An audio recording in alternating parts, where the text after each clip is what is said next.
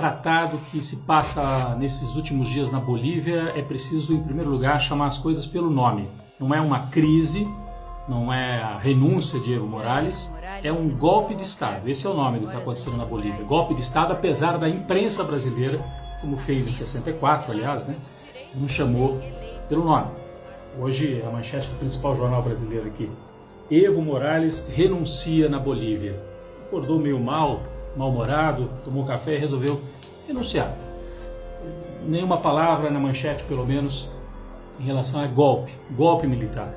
Aqui embaixo um artigo na Folha: primeiro indígena no cargo foi tentado pelo caudilismo. Quer dizer, o grande mote da Folha é o caudilismo do Evo Morales, não a postura golpista das elites bolivianas. Então, em primeiro lugar, é golpe de Estado.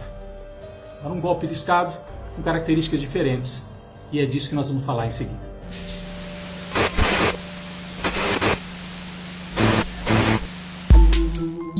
Bom, primeiro, uma diferença em relação ao que nós já vimos no Brasil, por exemplo, em 1964, no Chile, a derrubada de Salvador Allende em 1973, golpes clássicos, tropas militares nas ruas. No caso brasileiro, o Jango saiu do país. No caso chileno, Salvador Allende morreu dentro do Palácio de La Moneda.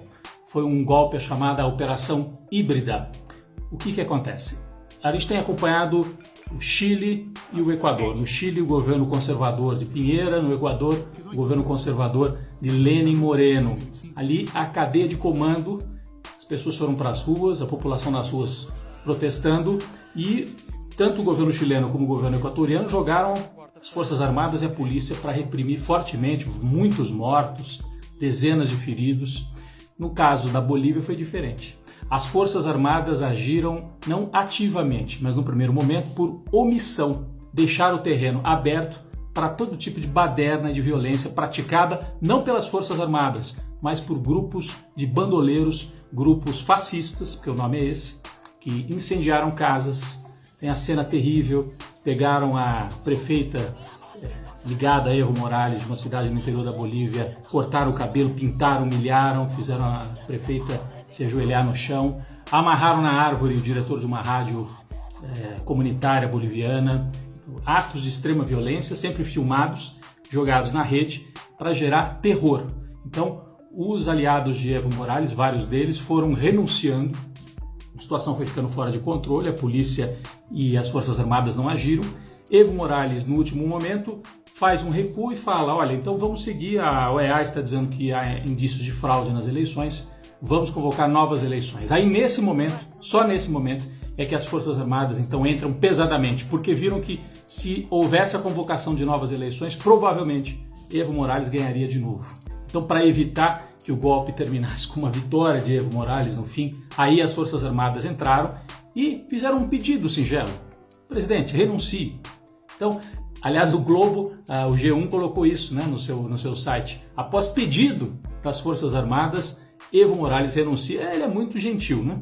Alguém aponta a arma para a sua cabeça e faz um pedido, e passa a sua carteira e o seu celular, e você gentilmente entrega, você renuncia à sua carteira e ao seu celular. Então é disso que se trata, um golpe de Estado com estas características de guerra híbrida e com outras características muito importantes também. Um golpe racista. Impressionantes duas cenas: a queima da bandeira que simboliza os indígenas da Bolívia, que a Bolívia é um estado plurinacional, ou seja, as nações indígenas também têm sua representação, e passa-se a usar na Bolívia a bandeira nacional tradicional ao lado da bandeira que simboliza os povos indígenas. Essa bandeira foi queimada nas ruas pelos golpistas, e uma outra imagem muito impressionante: policiais que deram esse ataque final ao governo de Evo Morales em La Paz, em outras cidades grandes do país, arrancando dos braços a insígnia, né? Eles têm ali o símbolo, a bandeira da boliviana e também o símbolo indígena. Arrancaram e cortaram o símbolo indígena. Está muito claro, é um golpe racista, e é muito curioso porque é uma classe média, setores que nos Estados Unidos seriam vistos como chicanos, são mestiços, só que se acham brancos, e tem uma postura de preconceito muito forte com as populações indígenas. Isso já tinha acontecido no golpe, na tentativa de golpe de 2008 na Bolívia. Eu estive lá, Foi aquele momento em que algumas regiões da Bolívia, Santa Cruz de la Sierra, Pando, tentaram se separar da Bolívia, havia uma tentativa de quebrar o país, e ali já havia muito racismo, eu senti nas ruas, principalmente em Santa Cruz de la Sierra, né? Uma cidade que parece muito com algumas cidades do centro-oeste brasileiro.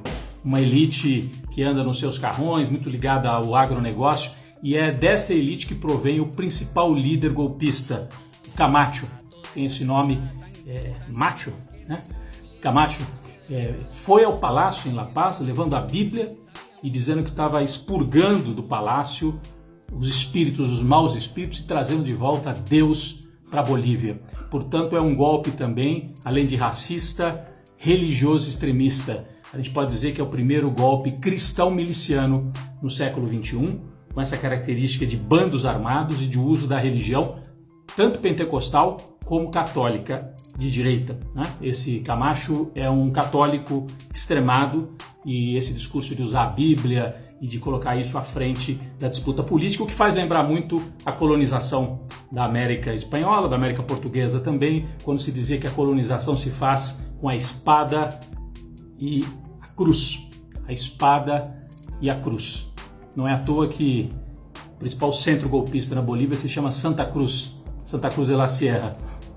Então a espada e a cruz que os colonizadores trouxeram são os símbolos agora utilizados por esses setores, e derrotados 4 vezes, assim como aqui no Brasil, derrotados 4 vezes em eleições pelo Evo Morales, partem agora para um golpe muito violento. O que pode acontecer nos próximos dias? A gente ainda não sabe. Evo Morales se retirou de La Paz, foi para a região de Cochabamba, que é no centro do país, que é de onde ele provém, a região dos plantadores de coca, dos cocaleiros, né? Evo Morales era um sindicalista nessa área e está ali tentando resistir à situação muito complicada, muito difícil. Está claro também que o Brasil teve um papel fundamental articulando esse golpe, assim como tentou na Venezuela com Guaidó. Na Bolívia foi mais bem sucedido, Evo Morales se retira. Agora há possibilidade de resistência, porque populações na cidade de El Alto, que fica colada com La Paz, manifestando já algumas declarações de que vão resistir, de que vão declarar El Alto uma área livre de golpe, e dando 48 horas para que os golpistas se retirem de La Paz. A Bolívia está sem governo oficialmente. O presidente foi forçado a sair, levou um golpe. O vice-presidente também.